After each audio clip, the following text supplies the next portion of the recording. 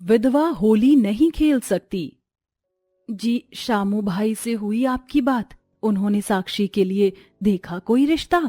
नहीं मेनका, शामू भाई से तो बात नहीं हुई। मैं आज काम पर जाते जाते मिलता हूँ उनसे। मनोहर रोज की तरह अपने काम पर चला जाता है। मनोहर उसी गांव के एक कारखाने में मजदूरी करके बड़ी गरीबी में अपनी पत्नी मेनका और बेटी साक्षी के साथ अपना जीवन बिता रहा था। साक्षी की उम्र शादी के लायक हो चुकी थी, इसीलिए मनोहर मेनका को हर समय साक्षी की शादी की चिंता लगी रहती थी। इस तरह दिन प्रतिदिन बीतने लगे। एक दिन शामू साक्षी के लिए उसी शहर में रहने वाले एक अमीर लड़के राहुल का रिश्ता लेकर आता है। राहुल साक्षी को पहली ही नजर में पसंद कर लेता है, जिसके बाद कुछ ही दिनों में राहुल साक्षी की शादी हो जाती है। राहुल का घर काफी बड़ा था। उसके परिवार में उसके माता पिता हरीश, सरला, छोटे भाई बहन अजय और रिया थे। शादी के दूसरे दिन, राहुल जी और सब कितने अमीर है ना। इतने बड़े घर की बहू बनकर तो मेरा भाग्य ही चमक उठा है। भगवान जी आपका बहुत बहुत धन्यवाद कि मेरी शादी इतने अच्छे परिवार में हो गई। इतने बड़े घर की बहू बनकर साक्षी बड़ी खुश होने लगती है। इधर सरला और सब बाहर बैठे थे। क्या क्या सोची थी मैंने कि इस घर में एक अमीर घराने की बहू आएगी, पर इस राहुल की जिद के चक्कर में वो गरीब साक्षी हमारे घर की बहू बन गई। पता नहीं क्या दिखा ऐसा राहुल को उस गरीब साक्षी में कि उसने आखिर उसी से शादी की। अब क्या कर सकते हैं सरला, तुम तो राहुल को जानती हो ना। बचपन से उसकी आदत है, जो जिद करता है उसे पूरा करके ही रहता है वो। हाँ माँ, अब भाई ने अपनी पसंद से ही की है शादी, तो अब भाई ही देखे। आप क्यों अपना माथा गर्म कर रहे हो? माथा गर्म ना करूं तो क्या करूं? वो मनहूस गरीब तो हमारे घर की बहू बन गई ना। अब झेलो उस गरीब को जीवन भर। राहुल तूने तो हमें कहीं का नहीं रखा रे। साक्षी के ससुराल वालों को साक्षी पसंद नहीं थी, पर राहुल के कहने पर सरला और सबने राहुल की शादी साक्षी से करवा दी थी। रिया, जा उस मनहूस साक्षी बहू को कमरे से बाहर लेकर आ। क्या सारा दिन कमरे में ही बैठी रहेगी? रिया साक्षी के कमरे में आती है और उसे लेकर बाहर जाती है। ओ महारानी, यहाँ आराम करने नहीं आई है तू? चल जा और सबके लिए चाय नाश्ते की व्यवस्था कर। साक्षी रसोई में चली जाती है। थोड़े समय बाद राहुल, अजय अपने काम पर चले जाते हैं। राहुल, अजय उसी शहर की एक कंपनी में नौकरी करते हैं। तभी सरला साक्षी को घोड़े की तरह घर के सारे काम करवाने लगती है। इसी तरह 3 दिन बीत जाते हैं। एक दिन साक्षी किसी काम के लिए राहुल को ऑफिस से जल्दी घर बुला लेती है। तभी कार में आते समय राहुल के साथ एक सड़क दुर्घटना हो जाती है, जिसमें राहुल की मौत हो जाती है। राहुल की मौत से परिवार में एकदम से मातम छा चुका था। एक ही पल में साक्षी का जीवन तबाह और बर्बाद हो चुका था। कुछ दिन बाद साक्षी अब राहुल की विधवा थी। वो विधवा सफेद साड़ी में घर के एक कोने में राहुल को याद करके रोए जा रही थी। तभी सरला अपने कमरे से बाहर निकलकर साक्षी को बेरहमी से पीटने लगती है। मनूस कहीं की, तेरी ही वजह से मरा है मेरा बेटा।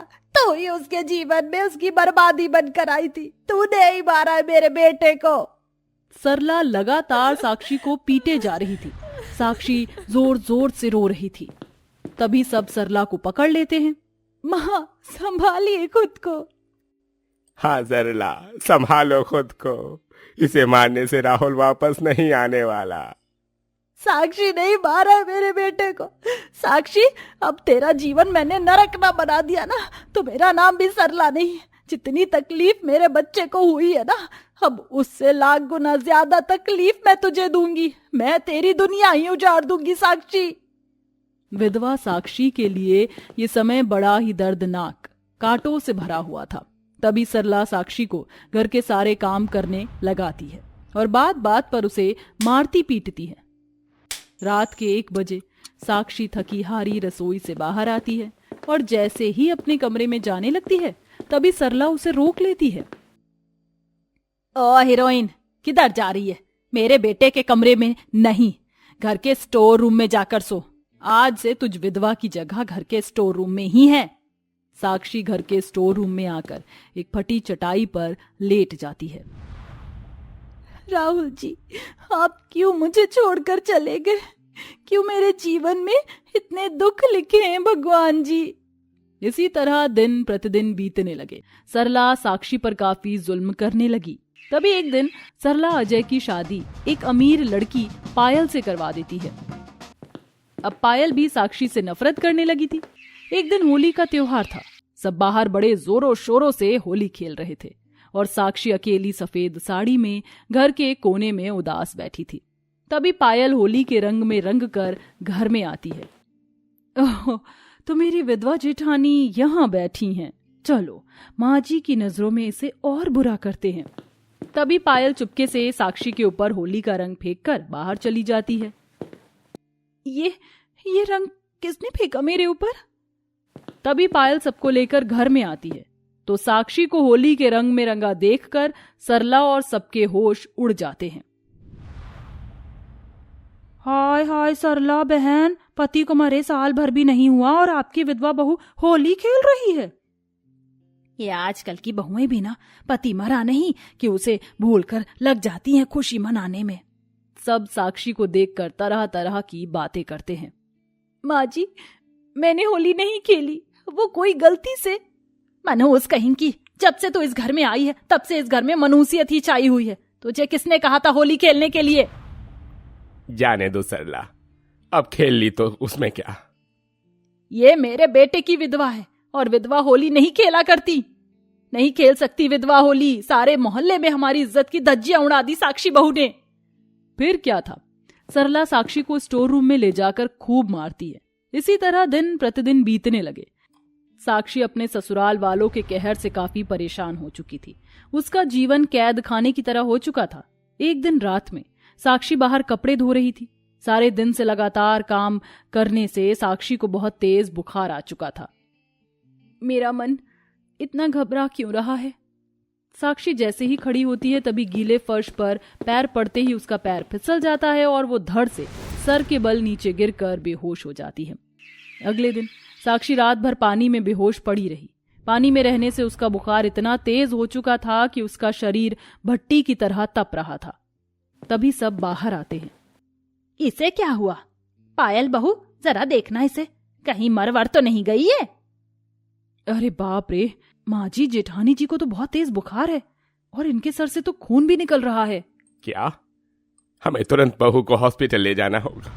क्या हॉस्पिटल ले जाना होगा? अगर ये मरवर गई तो हमारे ऊपर बला आ जाएगी। मैं तो कहती हूँ उस मनहूस के माता पिता को बुलाओ और इस विधवा को हमेशा के लिए यहाँ से रफा दफा करो। तभी सब साक्षी के माता पिता मनोहर मेनका को बुलाते हैं। मनोहर मेनका साक्षी की ऐसी हालत देखकर दंग रह जाते हैं। तभी वो हमेशा के लिए साक्षी को अपने साथ अपने घर ले आते हैं और उसका इलाज करते हैं। क्या हालत बना दी है उन लोगों ने मेरी बच्ची की। साक्षी बिटिया, उठना। साक्षी की हालत बेहद खराब हो चुकी थी। वो 8 दिन तक घर में जिंदा लाश की तरह पड़ी रही क्योंकि उसके ससुराल वालों ने उसके जीवन को नर्क बना दिया था। कई महीने यूं ही बीत जाते हैं। साक्षी अपने मायके में भी सारा दिन उदास रहने लगी। वो चुपचाप घर के कोने में सारा दिन बैठकर राहुल को याद करने लगी। अपनी बेटी की ऐसी हालत देखकर मेनका मनोहर काफी परेशान हो जाते हैं। एक रात साक्षी घर के बाहर आंगन में उदास बैठी थी और मनोहर मेनका घर में थे। पता नहीं मेरी बच्ची के भाग्य में भी क्या लिखा है, क्यों उसके जीवन में खुशियां हमेशा के लिए चली गईं। मेनका, मैं अपने सामने अपनी बच्ची को ऐसे रोज रोज टूटता हुआ नहीं देख सकता। नहीं नहीं नहीं देखी जा रही मुझसे साक्षी की ऐसी हालत। हमारी बच्ची जीवन की दुखियारी है जी। तकदीर ने बड़े दर्द भरे मुकाम पर लाकर खड़ा कर दिया है इसे। अब हमें ही अपनी बच्ची के जीवन में फिर से खुशियां लानी होंगी। जी मैं क्या कहती हूँ, हम साक्षी की दूसरी शादी करवा देते हैं ना। कम से कम साक्षी के जीवन से ये उदासी तो चली जाएगी। सही कहा तुमने मेनका, मैं कल ही शामू भाई से बात करता हूँ। अगले दिन मनोहर शामू को फिर से रिश्ते के बारे में कहता है, जिसके बाद कुछ ही दिनों में साक्षी को उसी शहर के गरीब लड़के मोहित का रिश्ता आता है। मोहित और उसके परिवार वाले गरीब थे। तभी साक्षी का सारा सच जानने के बाद भी मोहित साक्षी से शादी कर लेता है, जिसके बाद साक्षी मोहित के साथ अपने ससुराल में बड़ी खुश रहने लगी। कुछ महीने बाद होली के त्योहार पर साक्षी और उसके ससुराल वाले बड़ी धूमधाम से होली मनाते हैं। तो इसी तरह साक्षी के जीवन में खुशियां आईं और वो अपने ससुराल वालों के साथ खुशी खुशी अपना जीवन बिताने लगी।